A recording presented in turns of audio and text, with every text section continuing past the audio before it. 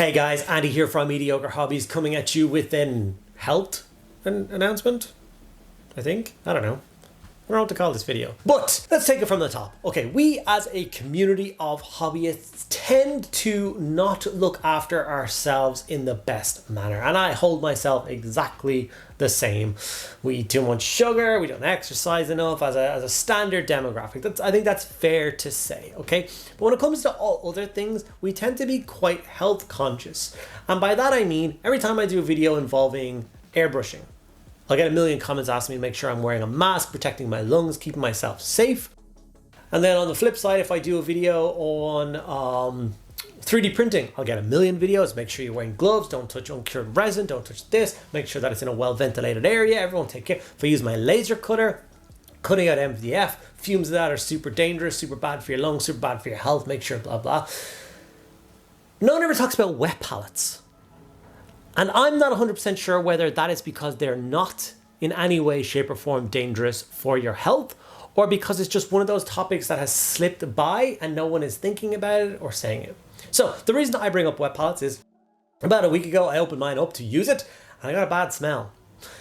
I use so many different paint brands that I just put it down to some weird paint brand has some weird chemical in it that just smells a bit off. It's fine. And I went ahead and used it as per usual. Closed it over, blah, blah, a day or two later, cracked it open and the smell was really bad. And I was like, oh God, no, this is bad. This is mold. I know that smell. And it's just not good for my health. And I am an unapologetic brush licker. For anyone who doesn't know what a brush licker is, we're part of a group of hobbyists who basically repoint their brushes with our mouth.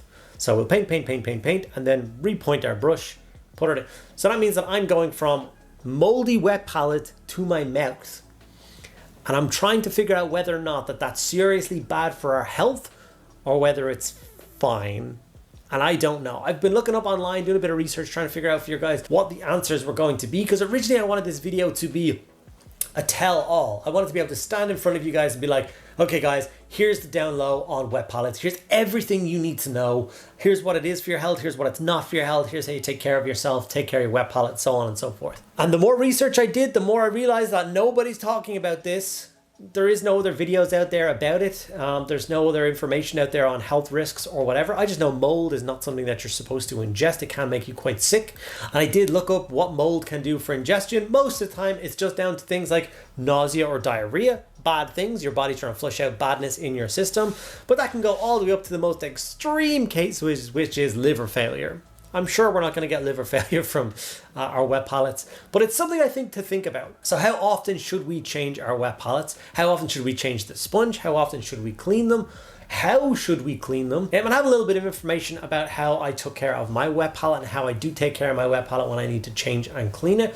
Maybe I'm doing it wrong. I don't know. Like I said, there's not a lot of information out there about it. So I will share that with you guys at the end of the video about how I clean my wet palette, and basically, you can let me know whether you think it's clean enough after that. I would love to know what your thoughts and feelings are on this. Do you guys have that same experience of a bad smelling wet palette? Are you brush lickers like me? Can mold spores get into the air if the surface is wet? Do you know what I mean? Like in my head, dry mold can of course give off spores, which can be in the air. So if you've got your wet palette open, even if you're not a brush licker, are there spores being released into the room that you're then putting inside of your lungs, inside of your body, and that's bad for you? Or is it because the wet palette is wet, the spores are kept down? I don't know. There is a couple of bits and pieces out there online about how you're supposed to mitigate the use of or the cause of mold in your wet palette.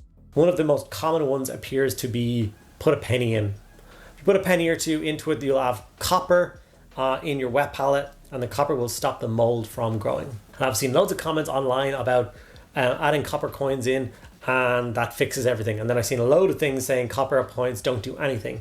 And from my research, what I found out from 1982, pennies were not made of copper anymore. They were made of a zinc coated. So there is no copper in them at all. So it will not fix the problem. And the interesting thing over here is that I live in Ireland, which is a member of the European Union. So we use the euro, and yeah, the euro didn't exist in 1982, so there's currently no coins in circulation in Ireland that actually have copper in it. So you have to go to a hardware store and get a little bit of copper ring or copper looping or copper pole or copper bar or whatever and put that inside your wet palette. And that seemed to be one of the biggest contributors for stopping it happening is just add a copper line in and it'll get rid of it. But then there was another article which was talking about, yeah, but that's going to put copper in your water and you don't want that in your mouth. So if I'm a brush sticker and I've got copper in my water, that's also not a good thing too. That's why copper pipes are, I don't know, it's lead. I don't know. Is copper bad to ingest? Are you going to get copper particles in your water? Is it going to do something to your water? I don't know. The internet is filled with conflicting ideas of what I should or should not do in this situation. And I want to know more because I use a wet palette every single time I paint. I use contrast, that base coat, and shade my miniatures. And then every time I move on to the layering stage, it's all painted off my wet palette. So I would use a wet palette for 20, 30, 40 hours a week. So it's kind of something I'd like to know. So hopefully you guys can help me in the comments. Unload the information that you have on this. What do you guys feel about it? Have you ever gotten sick? Maybe it's from your wet palette. How do you keep yours clean? How do you make sure there's no mold growing in it? How often do you clean or change your wet palette? And yeah, like I said, I just want to open up a little bit of dialogue. I would love to have a more solid block of information to share. Perhaps I can do this as a follow-up video. I can take all the information that I've learned from online and then all of the comments. Obviously, you can go through and fact check some of the comments and then put together another video like part 2. Okay, guys, here's the full list of what you should or shouldn't do with your wet palette to make sure that you stay safe and healthy. I'm going to jump over to me fixing and cleaning my wet palette now and talk you through the steps on doing that. And then I'll just come in for a quick closing point after that. So enjoy this bit. Hopefully it does do the job in cleaning the old wet palette. Okay, so this was my wet palette, and this is the one I was talking about that had a bit of a smell to it. So cracked it open, as you see all the condensation on the inside. As per normal, it is quite moist in there. And the paints that I was using previously, so time to get rid of the sheet of parchment paper or whatever you use to reveal my sponges. Now I do actually use double sponge in mine, which may cause some of the issues with it. There's obviously a lot more moisture being trapped in there and being used, but I do like a kind of a deeper sponge to hold a little bit more liquid. And you can see that it is just gross. I don't know what that dark color is. I don't know whether that's all the mold. So all I did is I got a container, put my sponges in the said container, lined out. Obviously you're going to be doing a deep clean on these things, so yeah, it's just, I don't know how often you should do this. So what I'm using is Sulit Bang Bleach and Hygiene. So this will get rid of all the bacteria and all the badness in it. I give my sponges a quick spray of this. I let that sit for a minute or two, and then I come in after that with a boiling water straight out of the kettle and I pour it over the top. So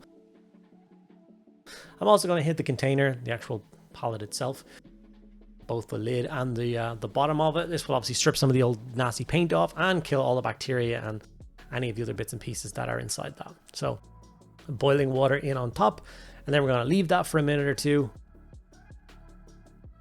Well, you can leave for 5-10 minutes if you want to. So what I decided to do is I will let that do its thing.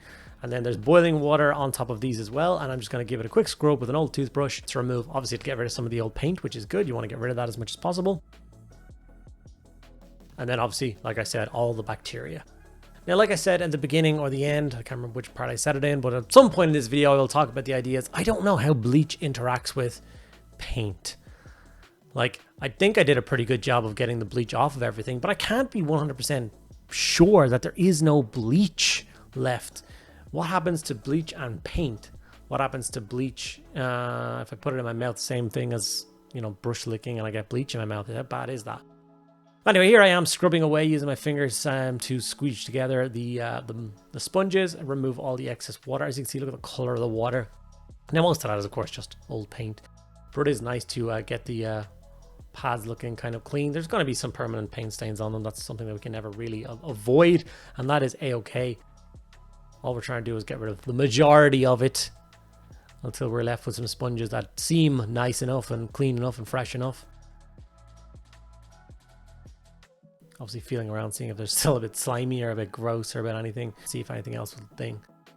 So after that is done and obviously the sponges have been allowed to dry fully, we just return it back to its normal stamp. So I put my mats down, my sponges down. Like I said, I'm a double sponge guy. If you think I'm weird, that's okay. Each to their own. And then of course we're going to rehydrate all of the sponges. The quantity of how much water should also be added into a wet palette is a whole other discussion. There's different feelings on how it should be. People talk about it should just be enough water to wet the sponges all the way through, but there should be no water around the sides. Other people think that the sponges should be pretty much floating in water. I don't know. Each to their own, I guess. But yeah. After I make sure the sponge is, I added a little bit more. Obviously, I like it to be a little bit more wet than normal. I once again add my new sheet. Like, I don't know if I have the heart to do this every time I need to change my my paper out. Some people are talking about every time you change the paper, maybe rinse the sponges and change the water. Is that a thing you need to do? I don't know. I really don't. So with the new paper in, I return the lid to the case, and that is our finished, cleaned, and ready to use again wet palette. Okay guys, there you see it. My wet palette is now, I believe, fully ready to rock and roll again, ready to add paint to and immediately start painting. So hopefully if I just do that every, I don't know, 2 or 3 weeks, no, once a week, I don't know. Let's figure out this together. I'm also dubious about squirting loads of bleach onto something and then putting it in my mouth. Obviously I've tried to rinse off as much as the bleach. And then I was wondering, does bleach affect paint? If I accidentally leave some bleach in the sponge, is that going to do something weird with the paint? It's a whole thing. It's more complicated than I thought, even with the beginning of making this video. And hopefully together we can figure out how to sort this out. All right, guys, thank you so much for sticking around for my rant. I do hope you have something to add, or you've learned something, or even just opened up your mind to the process. I don't in any way, shape, or form not condone owning a wet palette. I think wet palettes are an amazing tool.